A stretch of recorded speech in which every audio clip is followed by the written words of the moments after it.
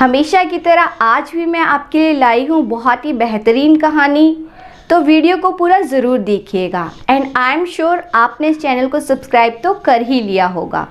तो चलिए शुरू करते हैं आज की कहानी।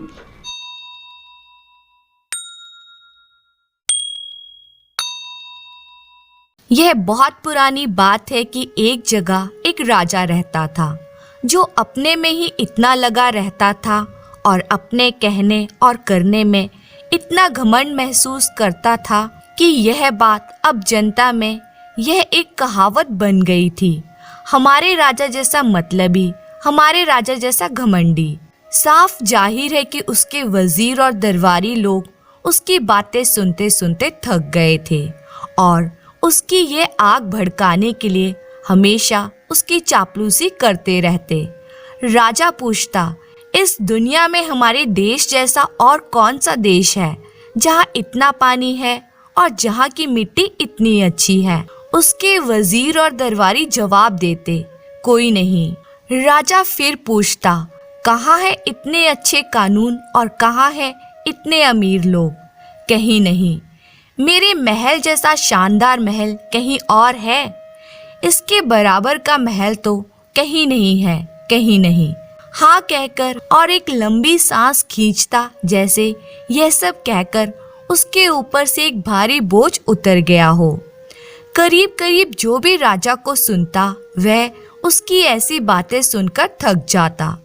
धीरे धीरे लोगों को यह एक बोझ लगने लगा और यह इसलिए भी ज्यादा लगता था क्योंकि राजा राज्य में उसकी उन्नति के लिए कोई खास काम भी नहीं कर रहा था और उसके राज्य के लोग भी कोई खास अमीर नहीं थे। आखिर उसके कुछ वजीरों ने जब वह उनसे ऐसे सवाल करे तो उसको साफ साफ बोलने का निश्चय किया। इसके लिए उनको बहुत इंतजार नहीं करना पड़ा। एक दिन राजा बोला, जरा सोचो कि क्या कोई मुझसे भी बड़ा राजा है या मेरे राज्य से भी ज्यादा शानदार राज्य है? तो उनमें से कुछ वजीर बोले, हाँ है। रोज से अलग जवाब सुनकर राजा बहुत गुस्सा हुआ और बोला, मुझे जल्दी बताओ कि वह राजा कहाँ है। मैं अपनी सेना लेकर वहाँ जाऊंगा और उस पर हमला करूंगा। वे बोले, राजा साहब इतनी जल्दी मत कीजिए। हालांकि हम लोग आपके लिए प्रार्थना करेंगे कि आप जीत जाएं, पर कहीं अगर आप हार गए तो और आपका देश बर्बाद हो गया तो? यह सुनकर तो राजा को और गुस्सा आ गया। उसने तुरंत ही अपनी सारी सेना को तैयार होने के लिए हुक्म दे दिया। जब वे तैयार हो गई तो राजा उसका नेतृत्व करते हुए चल पड़ा। राजा ने चारों तरफ अपने दूत भेज दिए कि जो राजा उससे लड़ना चाहे वे उससे लड़ने आ जाए। कुछ समय तक तो उसको ऐसा लगा कि उसने दूसरे राजाओं को लड़ने के लिए उकसाया क्योंकि किसी ने उसका मुकाबला स्वीकार नहीं किया, क्योंकि ऐसी लड़ाई में बहुत खून खराबा होता है। जब तक कि इस मतलबी और घमंडी राजा के घमंड को संतुष्ट ना किया जाता, पर आखिर एक राजा सामने आया और उसने इस मतलबी और घमंडी राजा को हरा दिया और उसका सारा राज्य, शानो शौकत और अमीरी छीन ली। यहाँ उसके घमंड का खात्मा हुआ। अपने कुचले हुए आत्मसम्मान को लेकर उस राजा ने अपना वेश बदला और अपनी रानी और 2 बेटों को लेकर समुद्र के किनारे किसी ऐसी जगह चला गया जहाँ से उसको कोई जहाज मिल जाता। एक जहाज वहाँ से जाने के लिए तैयार खड़ा था। उसने जहाज के कप्तान से पूछा, क्या वह उसको और उसके छोटे से परिवार को अपने जहाज पर चढ़ाकर वहां से ले जा सकता है जहां वे जा रहा था। कप्तान राजी हो गया, पर जब उसने सुंदर रानी को देखा तो अपना मन बदल दिया और वह केवल रानी को ही ले जाना चाहता था, राजा के पूरे परिवार को नहीं। उसने सोचा कि वह उसकी कितनी सुंदर पत्नी बनेगी और अगर वह उसको बेचना भी चाहेगा तो उसको उसका कितना सारा पैसा मिलेगा। जब जहाज पर सवारियों के चढ़ने का समय आया तो पहले रानी चढ़ी और फिर जैसे ही राजा और उनके दोनों बेटे चढ़ने को थे कि कुछ मजबूत आदमियों ने, जिनको कप्तान ने ये करने के लिए पहले ही कह रखा था, उनको किनारे पर ही रोक लिया और उनको जहाज पर चढ़ने नहीं दिया। उन्होंने उनको तब तक वहीं पकड़े रखा जब तक कि जहाज पानी में काफी दूर तक नहीं चला गया। रानी ने जब देखा कि राजा और उसके दोनों बेटों को जहाज पर चढ़ने नहीं दिया गया तो वह बहुत जोर से रो पड़ी। उसने अपना माथा पीट लिया और दुखी होकर जहाज के डेक पर गिर पड़ी और फिर बेहोश हो गई। उसकी यह बेहोशी बहुत लंबी थी। हालांकि कप्तान ने उसको जल्दी होश में लाने की बहुत कोशिशें की, फिर भी वह 1 घंटे से ज्यादा समय तक बेहोश रही, जैसे वह मर गई हो। आखिर वह होश में आई। इस बीच कप्तान बहुत सावधान था। उसने उसके लिए एक बहुत अच्छे बिस्तर का इंतजाम कर रखा था। उसको जहाज का सबसे अच्छा खाना दिया जाता था, पर इस सब से कोई फायदा नहीं था क्योंकि रानी ना उसकी तरफ देखती थी और ना ही उससे बात करती थी। ऐसा कई दिनों तक लगातार चलता रहा, यहाँ तक कि जब कप्तान उसका प्यार पाने में नाकामयाब रहा तो उसने उसको बेचने का निश्चय किया। उसी जहाज पर एक अमीर सौदागर भी यात्रा कर रहा था। उसने भी रानी को देखा। उसको पता चला कि कप्तान उसका प्यार पाने में नाकामयाब रहा तो उसको लगा कि वह उसको खरीद ले, शायद वह उसका प्यार पा जाए। तो उसने कप्तान को एक बहुत बड़ी रकम देकर रानी को खरीद लिया और इस तरह रानी अब उस सौदागर के पास आ गई। बहुत ही कोमलता से उसने रानी को खुश करने की कोशिश की और उस पर प्यार जताने लगा।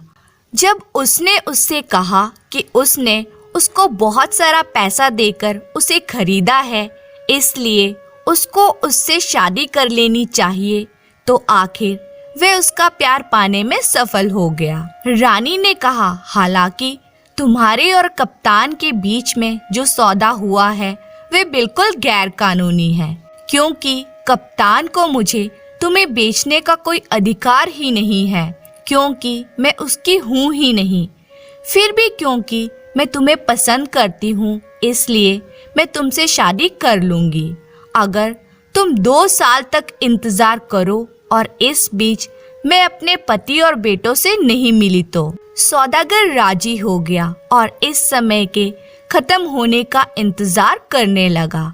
उधर जैसे ही जहाज आंखों से ओझल हुआ तो उन आदमियों ने राजा और उनके दोनों बेटों को छोड़ दिया। अगर राजा की इच्छा होती तो भी अब उनसे बदला लेना तो बेकार था। सो अपने दोनों बेटों के साथ राजा वहां से तेजी से चल पड़ा। वे चलते रहे जब तक कि वह एक नदी के किनारे नहीं पहुंच गए। राजा नदी पार करना चाहता था, पर ना तो वहां कोई नाव थी और ना ही कोई पुल, सो उसे नदी को चलकर ही पार करना पड़ा। सावधानी से उसमें रास्ता ढूंढते हुए वह अपने एक बेटे के साथ उस नदी के पार पहुंचने में सफल हो गया। उस बेटे को वहीं छोड़कर वे अपने दूसरे बेटे को लेने के लिए लौट पड़ा, पर रास्ते में पानी का एक तेज बहाव आया जिससे वह पानी में डूब गया। जब दोनों बेटों ने देखा कि उनका पिता पानी में डूब गया है तो वे बहुत जोर जोर से रोने लगे। दुख की दूसरी वजह यह भी थी कि वे दोनों अलग अलग खड़े थे।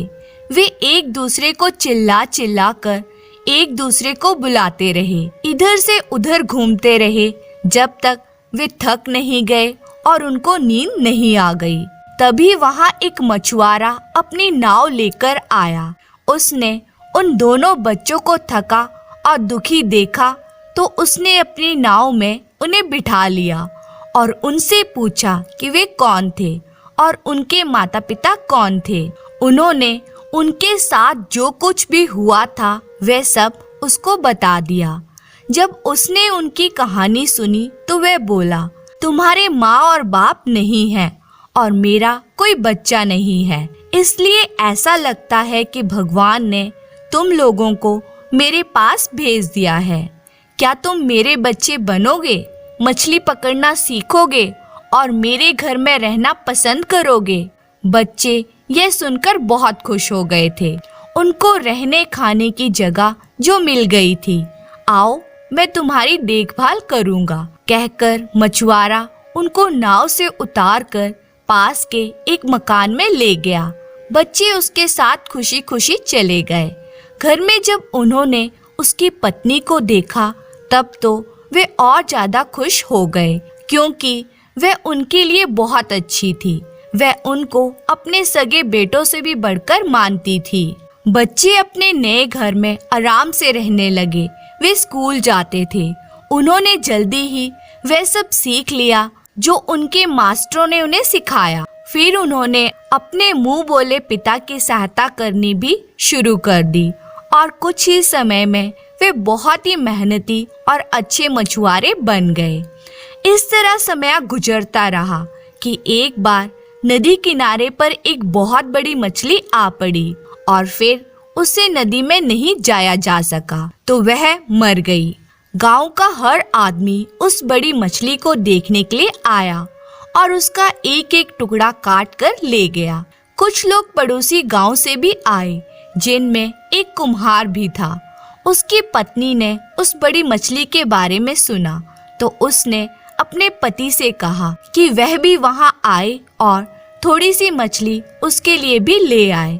तो कुम्हार वहां आया जहां मछली पड़ी हुई थी।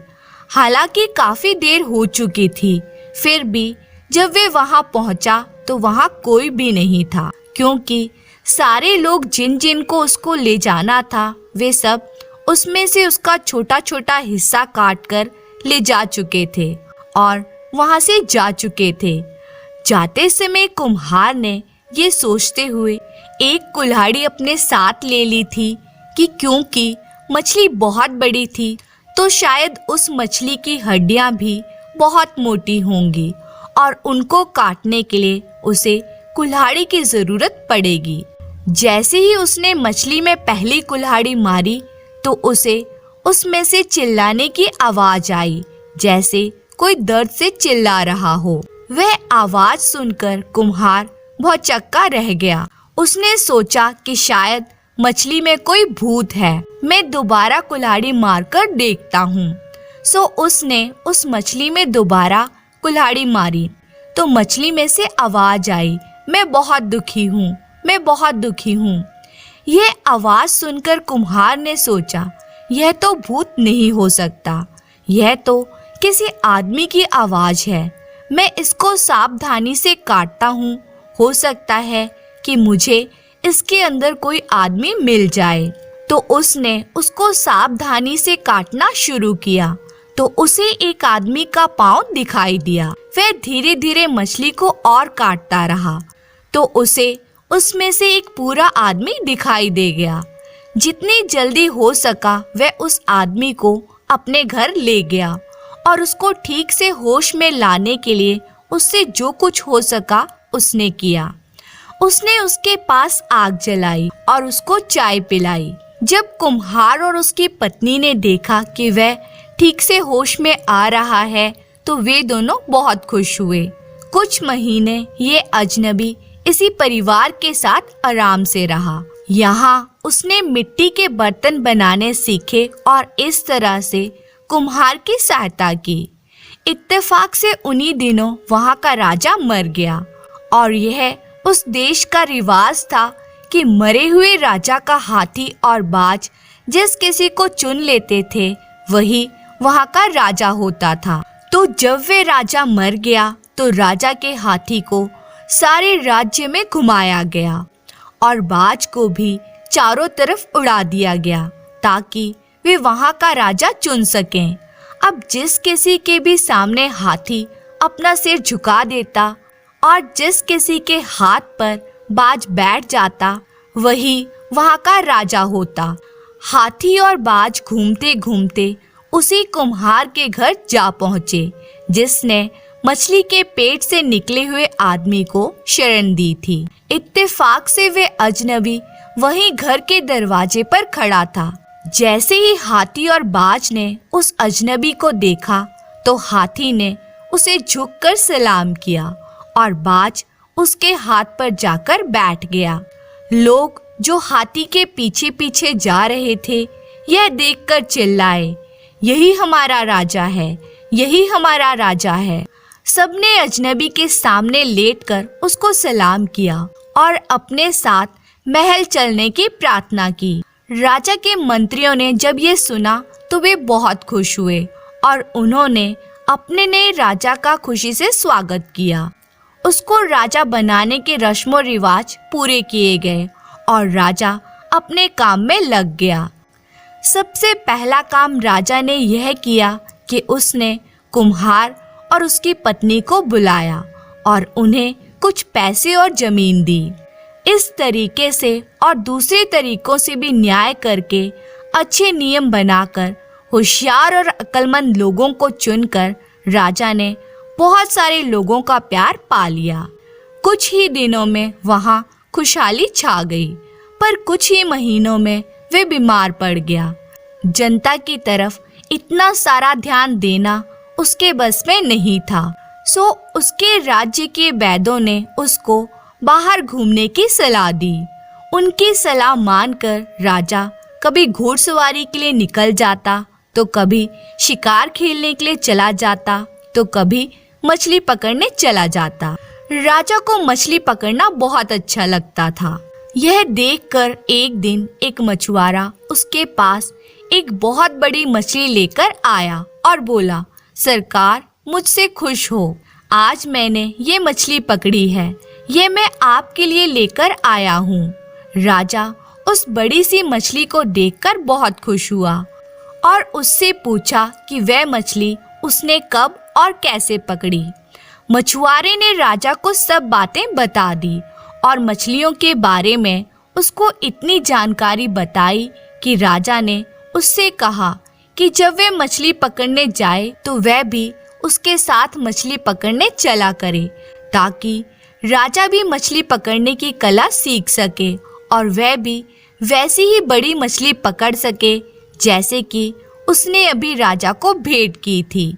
मछुआरा बोला, सरकार आप बहुत अच्छे और दयालु हैं, जो भी आप हुक्म करेंगे उसे हर आदमी को ठीक और न्यायपूर्ण मानना चाहिए, पर आप मुझ नौकर की भी एक बात सुन लें तो बड़ी मेहरबानी होगी। मेरे घर में 2 लड़के हैं जो मुझसे भी ज्यादा होशियार और ताकतवर हैं। अगर सरकार इजाजत दें तो मैं वायदा करता हूँ कि वे हमेशा आपकी सेवा में लगे रहेंगे। राजा इस बात पर राजी हो गया।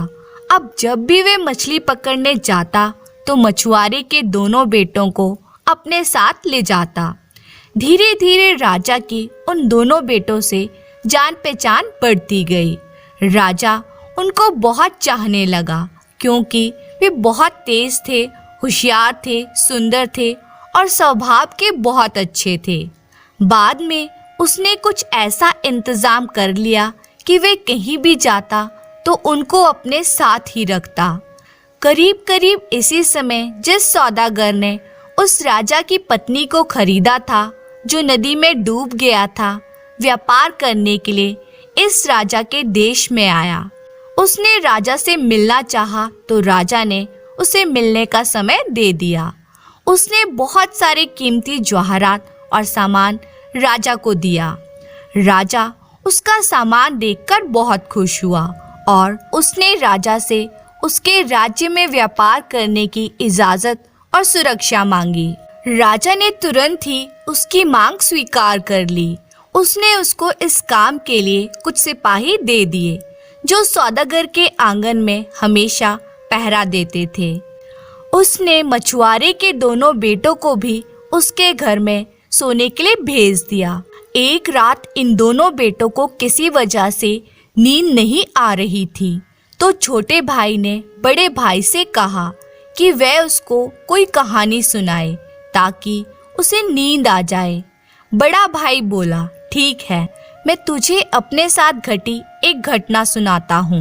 कहकर उसने उसको ये कहानी सुनाई। एक बार की बात है कि एक बहुत ही बड़ा पढ़ा लिखा और अमीर राजा था, लेकिन वे बहुत घमंडी था। एक बार वे अपनी सेना लेकर दूसरे राजाओं को लड़ाई की चुनौती देता हुआ बाहर निकल पड़ा। तो कुछ राजा तो उससे हार गए, पर एक राजा जो उससे ज्यादा ताकतवर था उससे लड़ा और उसने उसको हरा दिया। हारा हुआ राजा अपनी पत्नी और 2 बेटों के साथ किसी तरह बचकर भाग निकला। कई मील चलने के बाद वे समुद्र के किनारे पहुंचे। खुशकिस्मती से उनको एक जहाज मिल गया जो किनारा छोड़ने ही वाला था। राजा ने जहाज के कप्तान से उनको ले जाने की बात की तो कप्तान मान तो गया, पर अफसोस वे कप्तान बहुत ही बुरा आदमी था। उसने पहले रानी को जहाज पर चढ़ाया और फिर जैसे ही राजा और उसके 2 बेटे जहाज पर चढ़ने लगे तो उसके आदमियों ने उन सबको वहीं किनारे पर रोक दिया।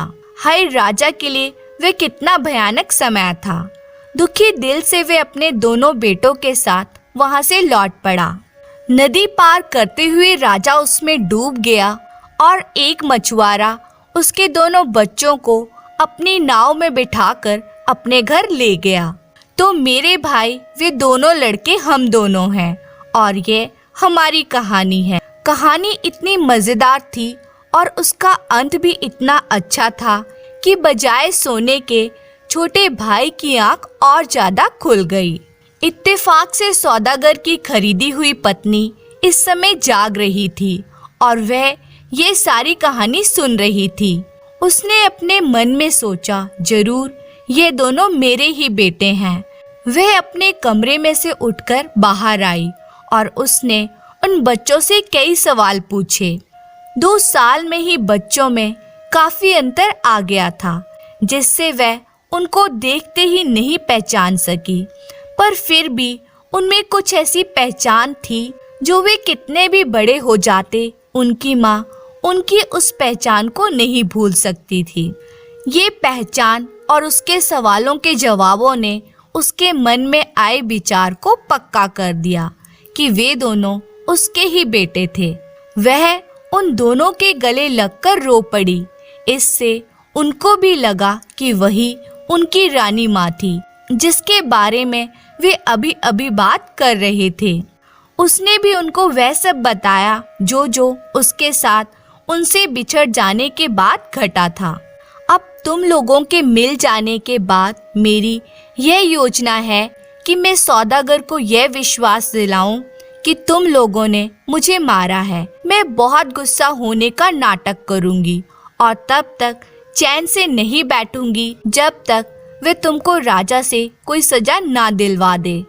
इससे राजा तुम लोगों को बुलवा भेजेगा और तुमसे इस मामले की छानबीन करेगा। इसके जवाब में तुमको ये कहना है कि यह तुमसे गलती हो गई, वरना तुम तो मुझे अपनी माँ की तरह मानते हो और उसी की तरह मेरी इज्जत करते हो। इस बात को साबित करने के लिए राजा से प्रार्थना करना कि वह मुझे बुलवा भेजे और मुझसे खुद ही पूछ लें कि तुम लोगों ने सच कहा है या नहीं। तब मैं तुम लोगों को अपना बेटा बताऊंगी और राजा से प्रार्थना करूंगी कि वह मुझे इस सौदागर से छुटकारा दिलवाए और तुम्हारे साथ रहने की इजाजत दे, जहां मैं अपनी जिंदगी के बाकी दिन गुजार सकूं। बेटों ने उसकी यह सलाह मान ली। अगली रात जब सौदागर भी वहीं सो रहा था, रानी ने जोर जोर से चिल्लाना शुरू कर दिया, जिससे वहां सोए सब लोग जाग गए। सौदागर भी जाग गया। उसने पूछा कि क्या मामला था, वह क्यों चिल्ला रही थी। रानी बोली, वे 2 लड़के जो तुम्हारी दुकान की रखवाली करते हैं, उन्होंने मुझे मारने की कोशिश की तो मैं चिल्ला पड़ी ताकि वे रुक जाएं। यह सुनकर सौदागर को बहुत गुस्सा आया।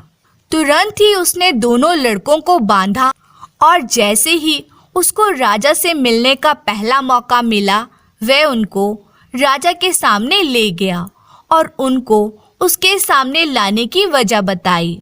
राजा ने बच्चों से पूछा, तुम्हें अपने बचाव में कुछ कहना है?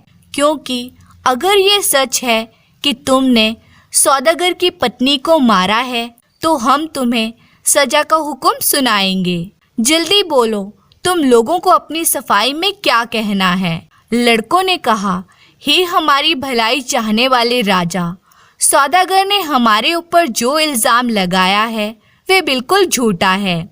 हमने उसकी पत्नी को मारने की बिल्कुल कोशिश नहीं की, बल्कि हमने तो उनको अपनी माँ के समान ही समझा है। अगर आप चाहें तो उनको यहाँ बुलाकर उनसे खुद ही पूछ लें। राजा राजी हो गया और उसने रानी को बुलाने का हुक्म दिया। उसके आने पर राजा ने उससे पूछा, क्या ये सच है कि तुम्हारे होने वाले पति ने इन दोनों लड़कों के खिलाफ गवाही दी है? रानी बोली, हे राजन, जिन लड़कों को आपने हमारी सहायता के लिए हमारे पास भेजा है, उन्होंने अपनी इच्छा पूरी करने की अपनी पूरी कोशिश की है। पर एक रात पहले की बात है कि मैंने उनकी बातें सुनी। बड़ा वाला भाई अपने छोटे वाले भाई को एक कहानी सुना रहा था। जैसे कि उसने कहा कि वह कहानी उसकी अपनी ही थी और वह उसके पिता घमंडी राजा की भी कहानी थी।